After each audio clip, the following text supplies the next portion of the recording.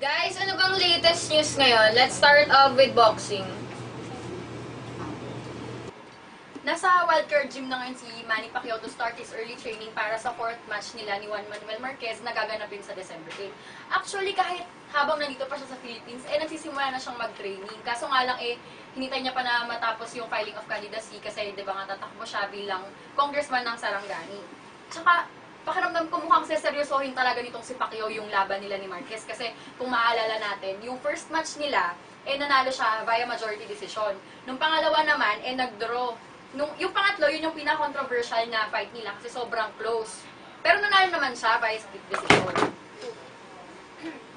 Sa tingin ko, mahihirapan ulit si Pacquiao versus Marquez na naman. Kasi una sa lahat, si Pacquiao ay isang in-fighter. Meaning, kailangan niyang lumapit kay Marquez para makascore siya o para makasapak siya. Si Marquez naman, on the other hand, is isang out-boxer. Or isang boxer na dumedepende sa mga counter punches o sa mga long-range punches. So, ang maging problema ni Pacquiao dyan is kung either makakalapit siya, makatanggap siya ng counter na mabigat. Or kung hindi man siya makalapit, magmimiss siya ng mga punches. Maka-apekto yun sa mga scorecards ng mga judges. Pero tingin ko mas mahihirapan si Pacquiao kasi mas maaga nag-training si Marquez. So, mas naging focus siya.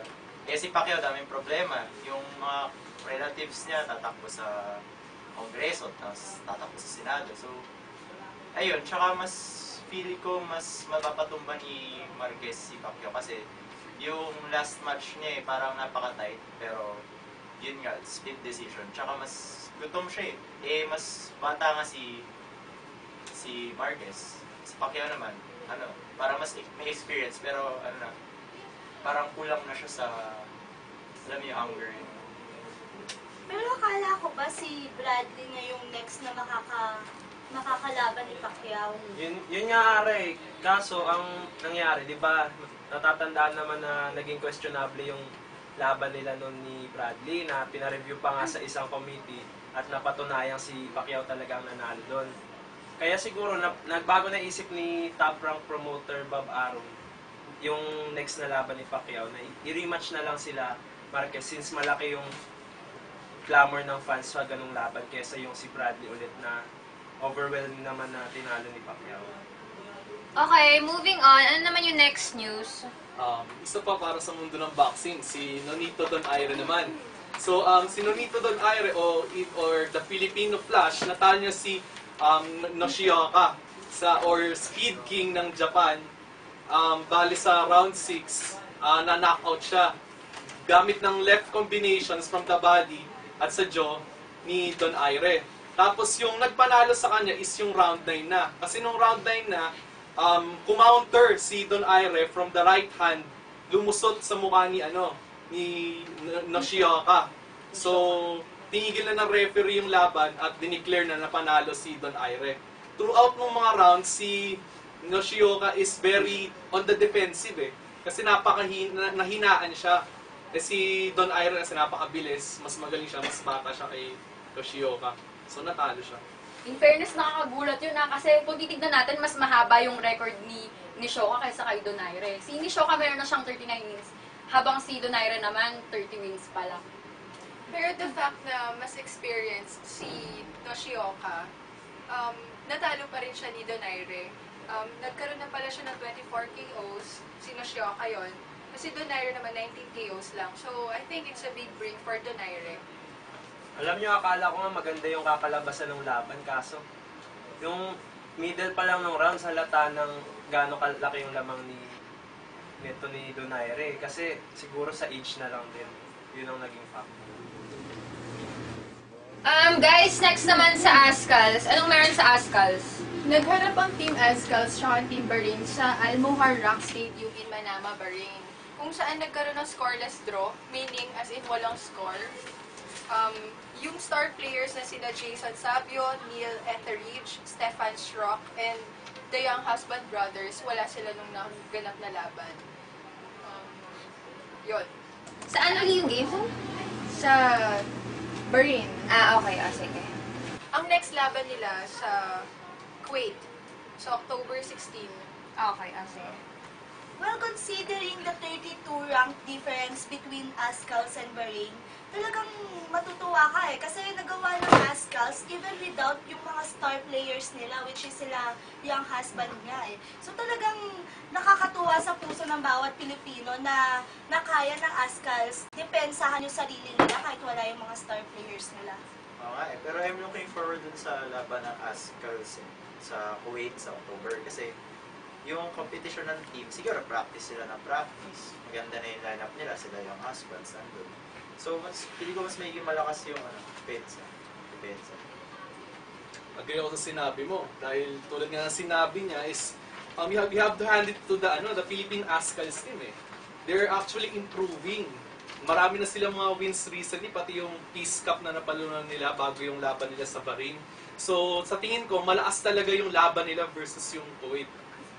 Basketball naman guys, NC bago UAP. Okay.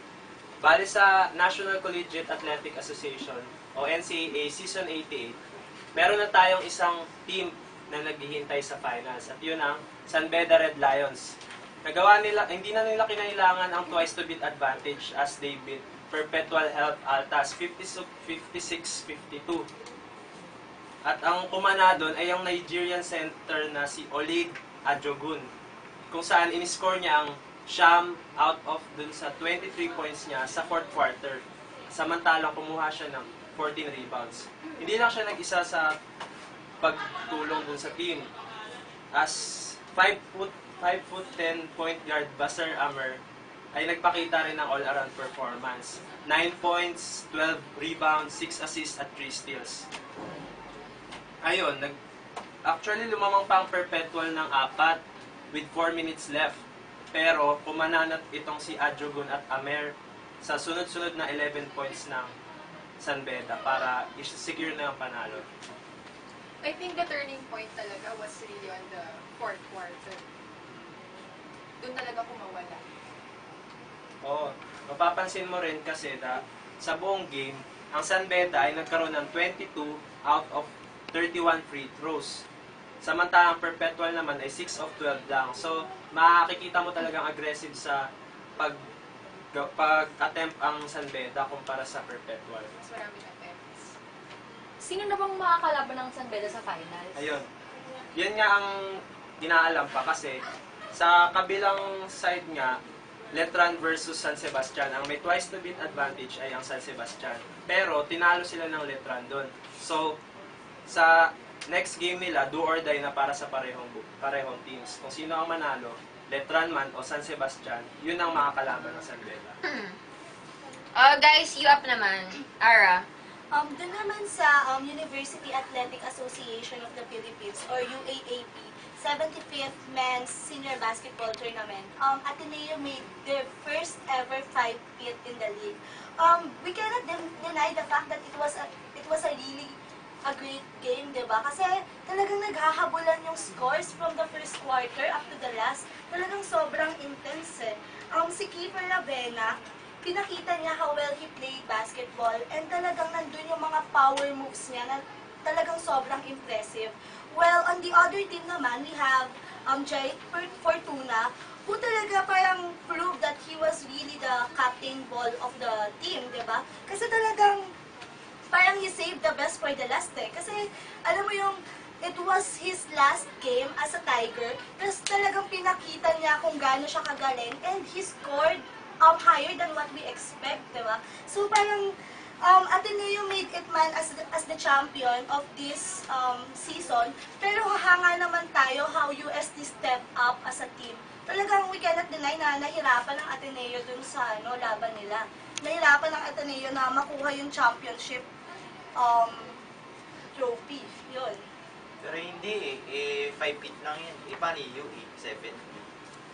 Hindi na nila matatalo yan kasi 1965 to 1972. Coach ni Bobby ni Baby Dalupan, 7 feet siya. So, hindi na matatalo na Ateneo yan kasi 5 feet, aalis na si Black. Tapos pupunta na siya ng top and 10. So, hindi na kaya.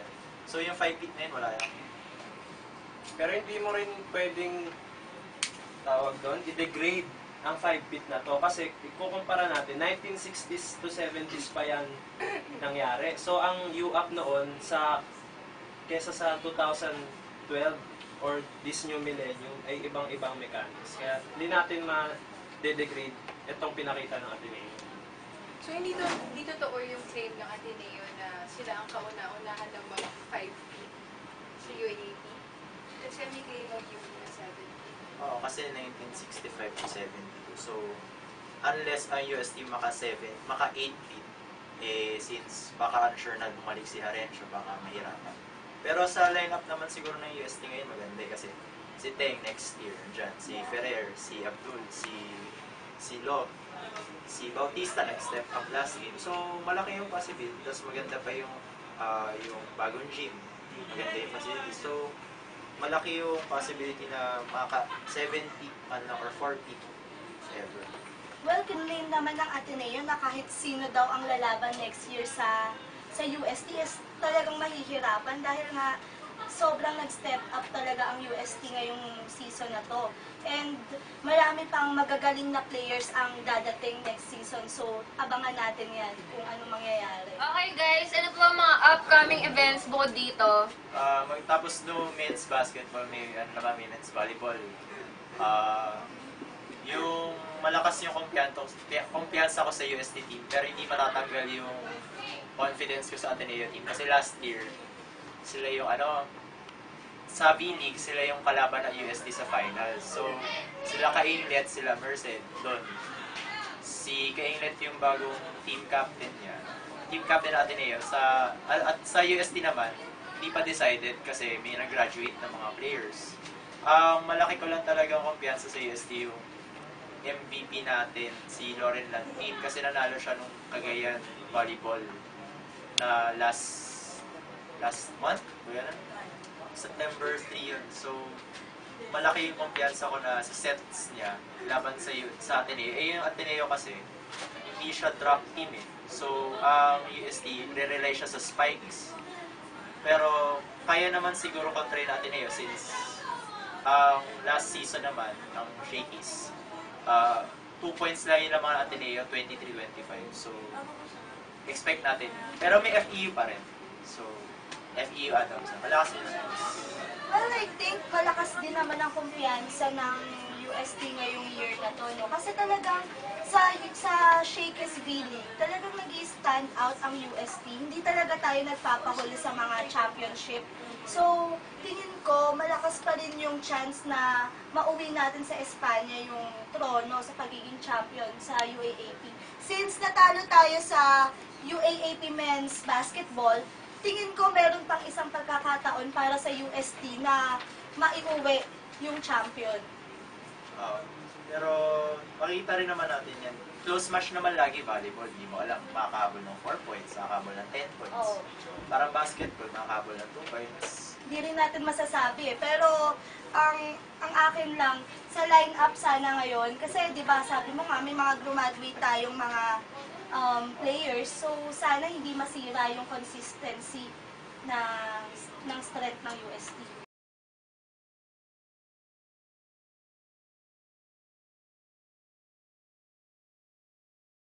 Ay guys, may nag-comment pala sa fanpage natin, sa The Zone. Mula kay Irene Camarillo ng UST. Sabi niya dito, kahit natalo ang UST sa Ateneo, masaya pa rin ako dahil nakita ko ang dedication ng mga players namin. At totoo ang sinabi ni Coach Pido na dapat laging mayroong puso, pride at parating palaban ng mga players niya. Para kahit matalo ay masaya pa rin ang buong Tomasian community. Coach, huwag ka nang umalis ng UST. Ito pa guys, mayroon pang isa from Ana Manalastas. Good day! Suki po ako ng show nyo. Sobrang ganda po ng mga feature nyo. I hope that you will feature the PBA Sunmig Coffee team kasi paborito ko si Papa Mark Pingris. Hehe, thanks and more power to your show.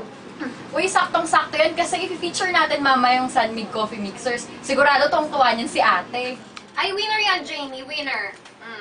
Ay ate, abangan mo mamaya si Mary Liguras kasama si Mark Pingri sa Time Out. Sure ako mag-e-enjoy ka dyan. Winner!